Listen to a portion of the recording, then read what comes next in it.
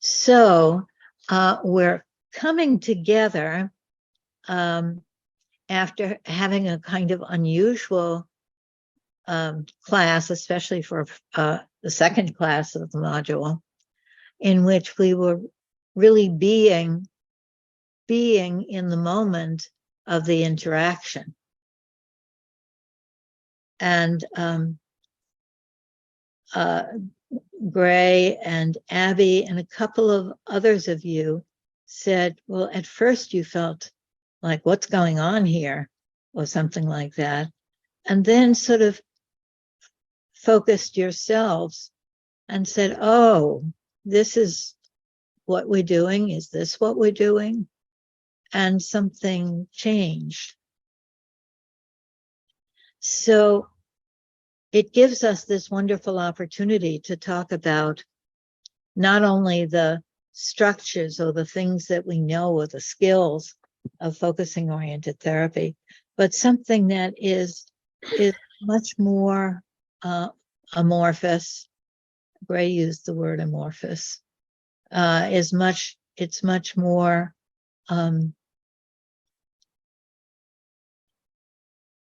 subtle, and that is this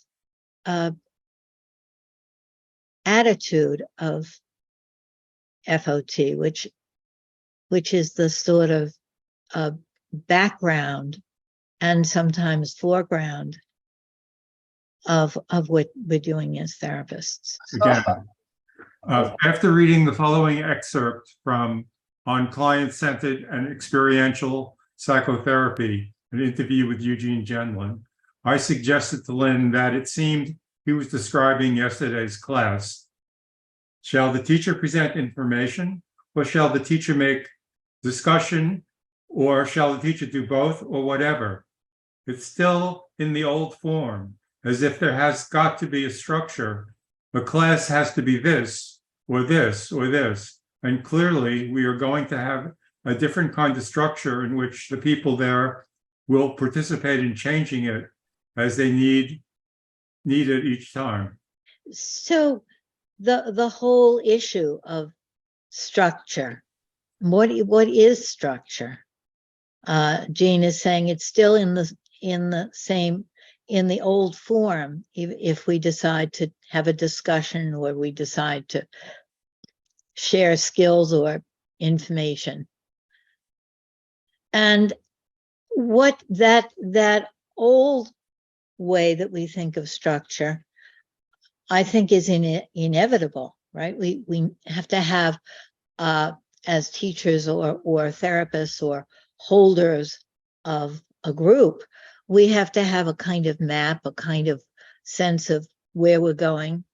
And I, like many of you probably, plan and think about it. And I want to remember to say this and this and this. And then I have the workshop or the group or the client, and it's all different than what I thought, because we're making the structure and changing the structure as we're going along, but we're still relying on it. There's something comforting about knowing there is a structure and that we have something in mind. And the structure, what is a structure? It's a kind of map, a kind of frame, a kind of predictability, even a kind of ritual of how we go about things. It's something that we rely on, like when you're taking a road trip and you have a map and you get somewhere and you say, oh no, I want to stay here. I don't want to go to this place or this place. And I think a focusing oriented structure is one where you don't make your reservations ahead of time at this bed and breakfast or this hotel. So you have to arrive there at a certain time, but you're taking your trip, feeling your way along at where it's right to be.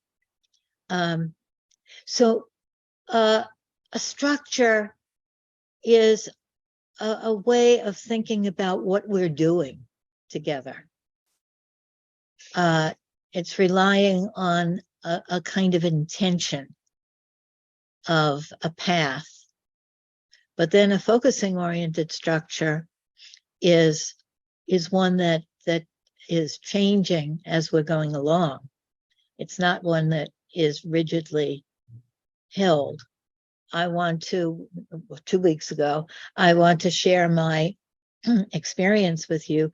I had all these plans of pointing out all kinds of things about the article, the interview with Jean. And then when Bailey shared what she did, what you did, Bailey, there was a felt sense of, oh, we can't put that aside and go back to my intention, to my map. That would be teaching you exactly the opposite of what I'm wanting to communicate.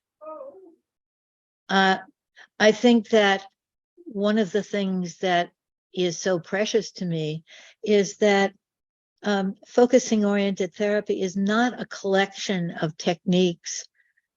It's not a collection of skills. You can start with the skills. You can certainly include techniques, but they are in the service of the real teaching. And the real teaching, as Jean says, and I always quote, that we have to be the interaction that will bring change, that will make things better, that will help us grow. And that's that can't be taught with just you do this and you do that and you think this and you think that. Although the doing this and thinking that is also very important. But back to my story, there was this little moment, and this happens very often, I think, maybe for many of us, a little moment of decision, like, oh, we're not there where I thought we were going to be. We're somewhere else. And it's a moment of decision whether to stay with where you thought we could be or should be or whether to take a little leap of saying, oh no, it's not known. And that little leap, we could think of that as a kind of improvisational leap where you're letting go of what's predictable and you're embracing something that isn't yet known. And you're not letting go of the larger things, which have to do with what we're about, what we're wanting to do, what we're wanting to be, but we're letting go of the how to get there, what we've already thought, focusing principles and ideas and all of that helps us to take that little leap. And that little leap often makes the difference between something that is technique oriented, and psychoanalysis has become more and more relational and less rigid about its form. But focusing can also have the method and tool mentality. It's a focusing oriented therapy because we do this. We say back. We ask the person to sense inside. And that's our method, and we have our tools. And not that there's anything wrong with methods and tools, but I think that that what we're trying to embody as a focusing oriented relational therapy international group is that focusing oriented therapy is much more than that you can't just learn a bunch of techniques or skills and that is going to be what the therapy is. And Jean expresses that over and over again, right? That we're being this interaction. And so in that moment, coming back to my moment, it's like, am I going to trust the process and take a leap out of my frame, right? And the frame is very important. And see what happens. And I believe that focusing gives us the courage to do that, because we know that process is a forward movement and little steps occur, and that we can check it moment by moment and align ourselves with where something is going, and that something not being forward moving, the therapist or teacher making a mistake, isn't necessarily a disaster, right? Because then you're listening to what mistake you've made, and you're steering in the direction that is alive, and people's objections are not something negative, but something really positive. And Gene exemplifies that so well, when he'll say, "Oh, forget that I did," but really, really welcoming the objections. And he'll even ask a client, "Well, let's hear from the opposition." And I'd like to do that today, right? To ask you all, let's hear from the opposition, because I'm saying something with a lot of conviction, and something that you may not agree with. I'm saying it's not enough to have theory, to have skills, to have procedures. That focusing oriented therapy is a much larger. And I'm also interested in what makes it possible for us to rely on that larger. And what I would say about it is that we don't let go in that little moment of our structure into nothing. We're not flying by the seat of our pants and saying, "Well, I don't know what the fuck to do here. I'm going to just I'm just going to leap." It can feel like that in a moment, but the closer we are to what I'm calling the meta-structure, and what I mean by the meta-structure is the faith in the process, the faith in your in your embodiment of the process, your faith in being able to navigate as you go along with spontaneity and vulnerability, what Donna Orange calls intersubjective vulnerability. And I love how she talks about that. That's what therapy is. It's not knowing everything, but or being in charge. It's this intersubjective vulnerability. And those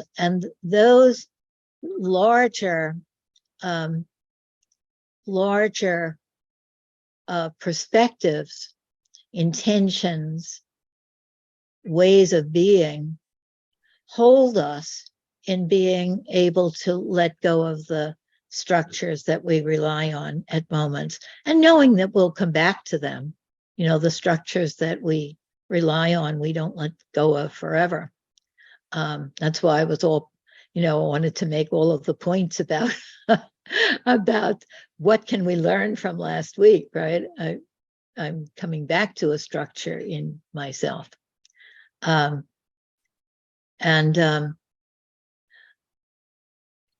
Donna Orange talks about the fundamental meta-structure of self-psychology is empathy, relationally understood, as she says. The meta-structure of FOT, I believe, is deep listening, to the carrying forward, to the what hasn't been said yet, to where it's going, and the checking. And Gene talks about that in the first two paragraphs of that interview, that what's most important to him is that checking, and what it does, that it makes a kind of silence or pause in which the conversation with the client can be free and confident to have a generative conversation with themselves, and then bring that into the dialogue with the therapist. The metastructure, if we want to put it in terms that Donna Orange puts it in, is a kind of attitude. And we talk about the focusing attitude all the time, of course. It's an attitude of openness and curiosity and welcome. But that attitude is something that we both are grounded by and stand in, even though we don't always embody it, of course. We want to come back to it when we're in trouble. Say, oh, how can I be more open? Or what can happen here? And if we think about that metastructure as empathy or as listening, it has a tremendous amount of overlap, and yet the two schools are in a way conceiving it a little bit differently, but they're both in the same direction. And I would say that direction is the centrality of connectedness, that's what we're after. And that's what we have faith in. That's what we rely on.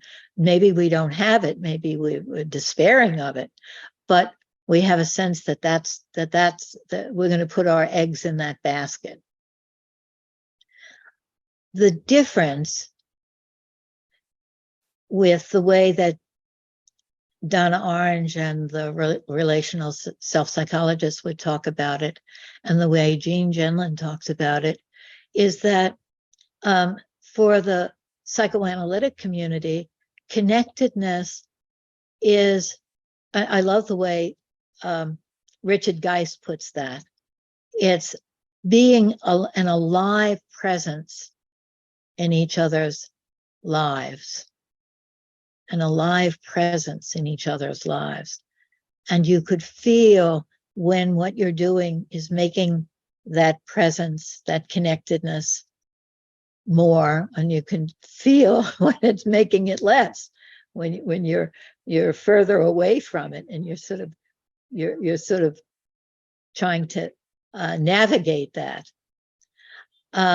From Gene's point of view, it's not like we are these intersubjectively related individuals and we want to feel that more, but that we are the interaction, that we're already connected. We're made out of the connection.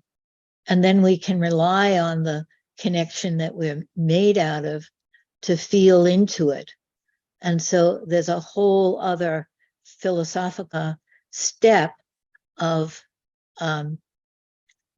practice that a focusing oriented therapy gives us, a way of learning to tune into it.